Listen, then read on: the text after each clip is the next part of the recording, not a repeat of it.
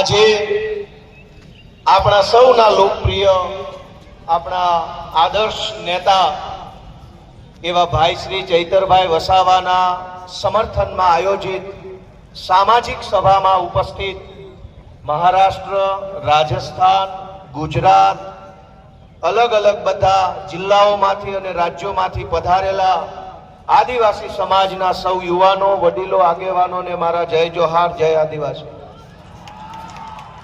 મંચ ઉપર ઉપસ્થિત ગુજરાતભરના આદિવાસી સમાજ માટે હંમેશા જેઓ લડે છે એવા ભાઈ શ્રી અનંતભાઈ પટેલ, હંમેશા જેમણે ચૈતરભાઈની સાથે ખભે ખભો મિલાવી અને ગુજરાતભરના મુદ્દા ઉઠાવ્યા છે એવા શ્રી સુદાનભાઈ ગઢવી, ચૈતરભાઈની સાથે મળી અને આદિવાસી વિસ્તાર માટે, અમારી પાર્ટી માટે, ગુજરાત માટે હંમેશા જેમણે કામ કર્યું છે એવા ભાઈ શ્રી મનોજભાઈ સોરઠિયા, મહારાષ્ટ્ર અને રાજસ્થાનથી પધારેલા આદિવાસી સંગઠનોના સૌ આગેવાનશ્રીઓ, નિવૃત્ત આઈએએસ સાહેબશ્રી, બધાયનો પહેલા તો હું ખૂબ ખૂબ આભાર વ્યક્ત કરું છું કે આ મુશ્કેલ ઘડીમાં બધા એક થઈને ભેગા મળીને ચૈતરભાઈની સાથે ઊભા છે. દોસ્તો, ચૈતરભાઈ વસાવાને સરકારે સ્થાપેલી સરકારના પૈસાથી ચાલતી સરકારની અદાલતે 7 વર્ષની સજા આપી છે અને સરકારે સ્થાપેલી સરકારના નિયમથી ચાલતી અદાલતે જે સજાનો ચુકાદો સંભળાયો, એ સજા, એ ચુકાદો આ જનતાની અદાલતમાં લઈને અમે બધા આવ્યા છે કે તમને એ માન્ય છે કે નહીં. લોકતંત્રમાં સરકાર કે કાયદો કે વ્યવસ્થા, આ બધી જ વસ્તુ કરતા સર્વોપરી છે જનતાનો ઈરાદો, જનતાના આશીર્વાદ, જનતાની આશા શું છે. સરકારની પોલીસ સ્ટેશન, સરકારના સરકારી વકીલ, સરકારની ફોરેન્સિક લેબોરેટરીઓ, સરકારનો ફરિયાદી, સરકારની તપાસ, સરકારનો દલીલ, સરકારનું બધું જ, પણ જનતાની અદાલતમાં સરકારનું ના ચાલે. આ જનતાની અદાલત ભેગી થઈ છે, આ આદિવાસી સમાજની અદાલત છે. ચૈતરભાઈને સરકારની અદાલતે અને સરકારે ભેગા મળીને જે કાંઈ ન્યાય અન્યાય કર્યો, એનો સાચો ન્યાય આદિવાસી સમાજની અદાલતમાં થવાનો છે અને નિર્ણય આજે અહીંથી આપણે કરીને જવાનો. દોસ્તો, કે સરકાર એમ કહે છે કે ચૈતર વસાવાને 7 વર્ષની સજા, આ જનતાની અદાલતના કરોડો ન્યાયાધીશો તમે અહીંયા ઉભા છો, તમે કયો તમે શું સજા કરશો ભાજપને? જો ભાજપની સરકાર ચૈતર વસાવાને 7 વર્ષની સજા કરે તો આ આદિવાસી સમાજની અદાલતમાં ભાજપને 70 વર્ષની જેલની સજા આપણે કરવાની થાય. દોસ્તો, આવનારા 70 વર્ષ સુધી ભાજપનું બટન નહીં દબાવવાનું અને એને સજા આપવાનો નિર્ણય આજે આ જનતાની અદાલતમાં થવો જોઈએ. લોકશાહીમાં જનતાથી મોટું હોય કોણ? જનતાથી મોટું કોણ? જનતાથી મોટી પોલીસ નહીં, જનતાથી મોટું જંગલ ખાતું નહીં, જનતાથી મોટા મુખ્યમંત્રી પણ નહીં, સૌથી મોટી જનતા. અને જનતાએ નક્કી કર્યું કે અમારો નેતા ચૈતર વસાવા છે. દોસ્તો, એટલે આ સજા માત્ર ચૈતર વસાવાને નહીં, જનતાને છે આ સજા. કેમ કે જનતાએ નક્કી કર્યું ને અમારો નેતા ચૈતર વસાવા. તો કરોડો લોકોને જે ચૈતર વસાવા ઉપર વિશ્વાસ છે, કરોડો આદિવાસીઓને જે ચૈતર વસાવાની ઉપર આશા છે, એને જેલમાં પૂરવાનો અર્થ એ થયો કે કરોડો લોકોને ભાજપની સરકારે સજા આપી છે કે તમારી પાસેથી તમારો નેતા છીનવી લીધો. અરે ભાઈ સાહેબ, કેટલા વર્ષો પછી ભગવાનના આશીર્વાદથી, પ્રકૃતિના આશીર્વાદથી, વડીલોના આશીર્વાદથી, હજારો વર્ષો પછી એક લડાયક ચૈતર વસાવા જેવો નેતા આપણા ગુજરાતના આદિવાસી સમાજને મળ્યો. અનેક લોકો ધારાસભ્યો બન્યા, સાંસદો બન્યા આદિવાસી સમાજના મત આધારે, પણ આદિવાસી વિસ્તારોમાં ચાલતી નકલી સરકારી કચેરીઓ ઉપર પહેલી વખત બોલ્યું કોણ? ચૈતર વસાવા બોલ્યા.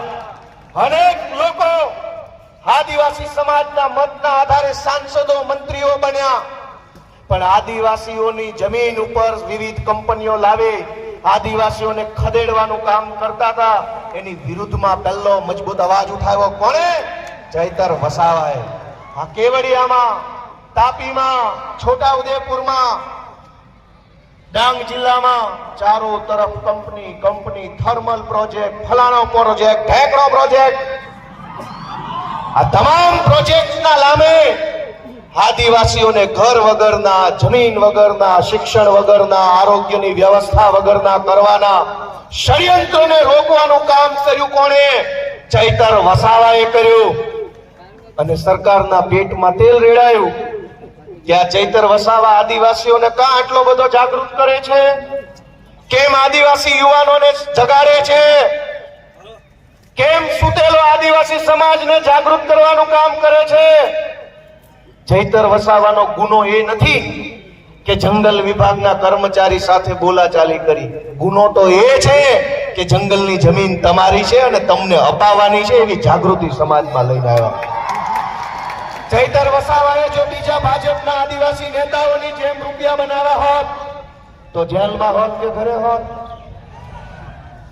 એક છે મોટા કદાવર આદિવાસી નેતા, 2000 કરોડનું મનરેગામાં કરી નાખ્યું. જેલમાં છે કે મેલમાં? આદિવાસીઓના મત લઈને, આદિવાસી વિસ્તારોની ગ્રાન્ટો ખાઈને 2000 કરોડ રૂપિયાનું બૂચ મારીને જો બેઠા હોત તો મેલમાં હોત.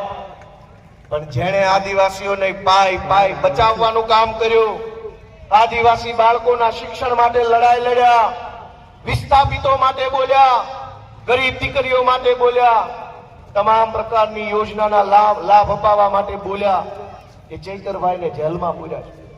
વિધાનસભામાં આજની તારીખમાં જેની ઉપર ગુજરાતની હાઈકોર્ટે આદેશ કર્યો હોય કે આ ધારાસભ્ય ઉપર બળાત્કારની એફઆઈઆર નોંધો, જેની ઉપર બળાત્કારની એફઆઈઆર છે એ આજે વિધાનસભામાં છે. આજની તારીખમાં ધારાસભ્ય છે, જેલમાં નથી, બળાત્કારના આરોપી. જેની ઉપર મનરેગા કૌભાંડનો 2000 કરોડનો આરોપ છે એ વિધાનસભામાં ધારાસભ્ય થઈને બેઠા છે. જેની ઉપર જમીનો પચાવી પાડવાનો કેસ ચાલે છે 200 કરોડનો, એ અત્યારે ધારાસભ્ય છે. ગુજરાતના તમામ ચોર, લુચ્ચા, લફંગા, લબાડ, તોડબાજ, બળાત્કારી, ભ્રષ્ટાચારી, હલકા ધંધા કરનારા બધા જ લોકો આલીશાન જિંદગી જીવે છે. અને એક મામૂલી ગુનાની અંદર ચૈતર વસાવાને 7 વર્ષની સજા. 7મા ધોરણમાં ભણવામાં આવતું કે દેવડીએ દંડાય છે ચોર મુઠ્ઠી ઝારના, ને લાખ ખાંડી લૂંટનારા મહેફિલે મંડાય છે. કરોડોના કૌભાંડ કરનારા લોકો વટથી ફરે છે અને આદિવાસી સમાજ માટે લડનારા ચૈતર વસાવાને જેલમાં પૂર્યા છે. દોસ્તો, મારી તમને એટલી વિનંતી છે કે લડાઈ બહુ લાંબી છે. આજે આપણે બધા અહીંયા ભેગા થયા છે, અહીંયા આકલા પડકારા, જુસ્સો, આમ કરી નાખું તેમ કરી નાખું કરીએ છીએ, પણ સાચું આમ અને તેમ કરવાનું ટાણું છે ને એ મતદાનના દિવસે આવતું હોય છે. આ લોકશાહી છે, આમ તેમ છે કઈ, અને નર્મદા જિલ્લા વાળાએ તો આમ તેમ કરીને બતાવી દીધું છે. જો આમ થાય, આમ તેમ કેમ થાય નહીં, ગઈ ચૂંટણીમાં કહી દીધું કે આમ થાય. બહુ ચોંટા હતા, ચૂકેગા નહીં સાલા કે બઠા પાડી દીધા. વડાપ્રધાને અહીંયા સભા કરી, ગૃહમંત્રીએ સભા કરી, પ્રદેશ પ્રમુખે કરી, પણ નર્મદા જિલ્લાના આદિવાસીઓએ કીધું ચૂકેગા નહીં સાલા, આવી જ જાવ અહીંયા. આને કહેવાય અસલ ટાઈગર. પણ દોસ્તો, હું તમને છેલ્લી 2-3 વિનંતી કરવીશ કે ચૈતરભાઈનો ગુનો શું? આ ભાજપ વાળા ટીવીમાં, સોશિયલ મીડિયામાં ચૈતરભાઈને બદનામ કરવાનું કામ કરે છે કે એને વન વિભાગ વાળાને આમ તેમ કહી દીધું, ધાકધમકી કરી લીધી. તમારા વન વિભાગ વાળા, તમારા પોલીસ વાળાએ અમારી હારે જે ધાકધમકી કરી છે ને એની સજા 700 વર્ષ આપો ને તો ઘટે એમ છે. આખા ગુજરાતમાં સરકારી માણસો જનતા હારે કેવું વર્તન કરે છે? સરકારી મામલતદાર, સરકારી પીએસઆઈ, સરકારી ટીડીઓ, સરકારી પ્રાંત, સરકારી આરએફઓ, આ બધા જ લોકો રાજ્યની નાની નાની જનતા સાથે કેવું વર્તન કરે છે? ઈ વર્તનની જો સજા આપવા બેસીએ ને તો એકેય માયનો લાલ ઓફિસમાં બેસી નહીં શકે, બધાને જેલમાં પૂરવા પડે એમ છે. ચૈતર વસાવાએ 4 શબ્દો શું કીધા તો માથું લાગ્યું. પણ દોસ્તો, ચુકાદો હવે જનતાની અદાલતમાં લાવવાનો છે.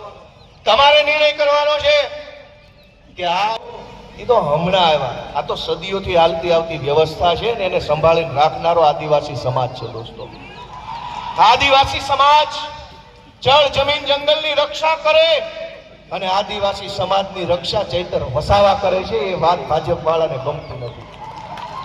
દોસ્તો, અમારી લીગલ ટીમે મહેનત કરી અને હાઈકોર્ટમાં અપીલ ફાઇલ કરી. જે કાંઈ પણ ખેડૂતો બહેનો ચૈતરભાઈ અને શકુંતલાબેન સિવાયના બીજા જે કાંઈ મિત્રો જેલમાં છે અને ચૈતરભાઈ સહિત બધાય એમની અપીલ હાઈકોર્ટમાં ફાઇલ કરી અને શકુંતલાબેન જે નાનું બાળક છે એમને હાઈકોર્ટે છોડી મૂકવાનો આદેશ આપ્યો છે. આપણા માટે બહુ સારી બાબત કહેવાય. અને બહુ જલ્દી તમામ આપણા જે કાંઈ પણ સાથી મિત્રો જે નિર્દોષ જેલમાં છે એમને પણ વહેલી તકે જેલ મુક્તિ થાય એના માટેના તાબડતોબ પ્રયત્નો સતત ચાલુ છે. અને બહુ વહેલી તકે આપણને સારા સમાચાર મળે એવી હું આશા રાખું છું. આપ સૌને મારી એક જ વિનંતી છે કે આ લડાઈમાં ચૈતર વસાવાને, એના પરિવારને, એના બાળકોને ક્યાંય પણ એક સેકન્ડ પણ આપણે બધાએ, હું અને તમે ભેગા મળી એકલા નથી પડવા દેવાના. જ્યાં જરૂર પડે, જેવી જરૂર પડે